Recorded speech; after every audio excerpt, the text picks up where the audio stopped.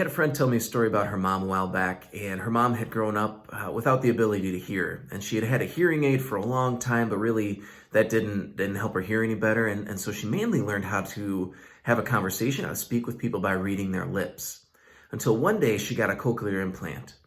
Now, my very limited understanding of the difference between a hearing aid and a cochlear implant is that a hearing aid amplifies the sound into the ear, whereas a cochlear implant actually helps the ear itself, the organ, to work better and to hear better, right? So her whole life didn't have the use of her ears. Suddenly, after 60 plus years of not being able to hear, gets this cochlear implant. And for the first time, the organ is working. And as she's having her first conversations with the doctor, she has to stop him and say, "What is that?" And he goes, "Well, that's my voice," right? And she asks him again, what is that noise?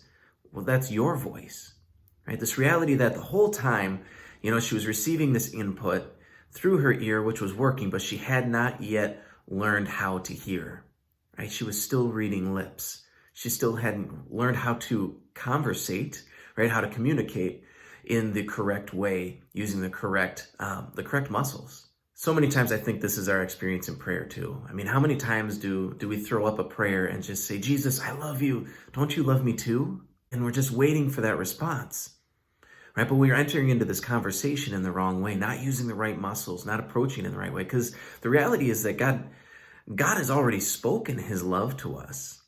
Our part in the conversation isn't to start it and wait for his response. Our conversation is to respond to that which he has already spoken, which is, "I love you. You are my child. You are my son. You are my daughter," right? That's the conversation that he invites us into. And in the same way, we're kind of waiting for the vocal response. We're waiting to hear him when he doesn't actually oftentimes speak in such a bold or profound way in our lives, right? The way he speaks is much more subtle. It's much more quiet, right? He actually speaks into our hearts. The Catholic bishops of the United States actually put out a document a while ago on the use of music in liturgy. And one of the first sentences of the document says that God speaks in the heart of every man, of every woman, every child. That God speaks into our hearts in the place where music takes its source. That means that place, right? That place that is moved within us when we hear a sad song and it draws us in, right? And it makes us a little sadder. Or we hear a pump-up song, right? It makes us want to work out harder. Or we just hear a happy song and it makes us want to dance, right? That same place that is moved, right? That's the place where God speaks. And it's very important because it gives us a location for exercising that muscle.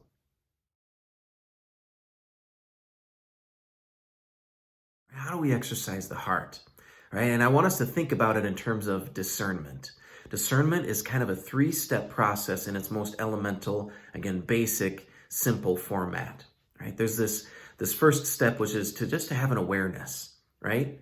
That yes, God has already spoken to you his love, but there's another person, the adversary, the enemy, the devil, that he's also speaking to us too, and he wants to ruin our lives and get us off of God's path. All right, so once we have that awareness that both voices are speaking, then we need to understand in every moment which voice is speaking to us. Who's encouraging me in this moment, God or the devil? Right? So that next step is understanding, right? And then finally, when we understand, we move into the third step, which is action. If it's the devil, dismiss it. If it's God, run with it. One of the places where I can most clearly, I can most clearly see these 3 steps in process in my life, right, is in my own discernment of marriage to my wife.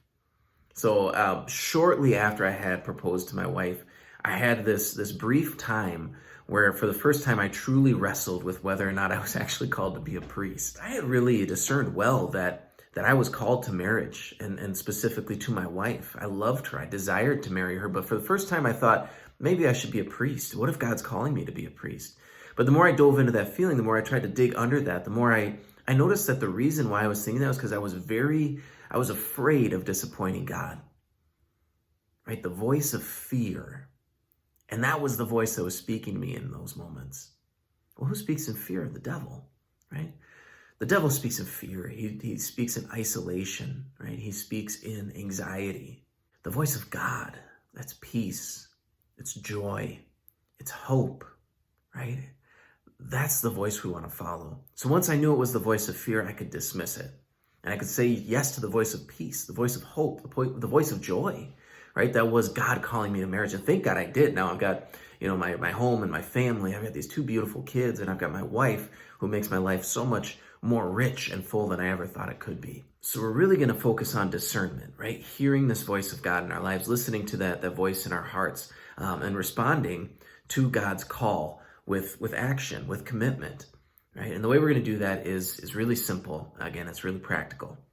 What I want you to do is throughout the course of this week, every day, you just pull up a note in your note composer on your phone, and you just track kind of the movements of your heart. Track the way you're feeling and maybe why as you go throughout your day. You might have 3, 4, 5 different things.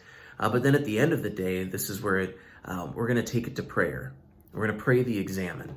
Now, there's 5 steps to the examine. And the first step is simply acknowledging God's presence to you right now and praying with that, right? Just sitting and recognizing that God is with me.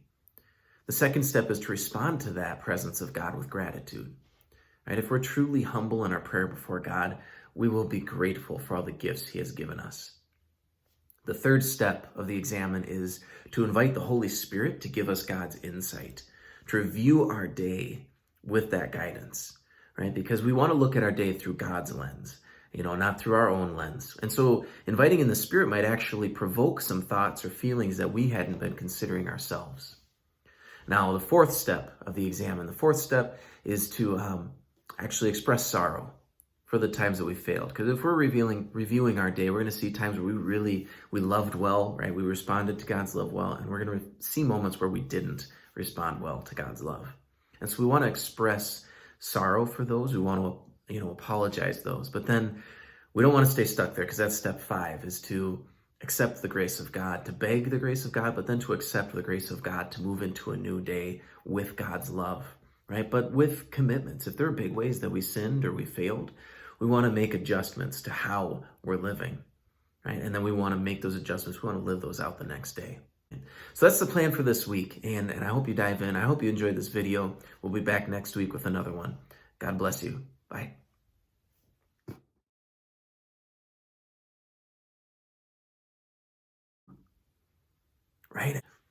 Right? That's right. Right. So so that next step is understanding, right?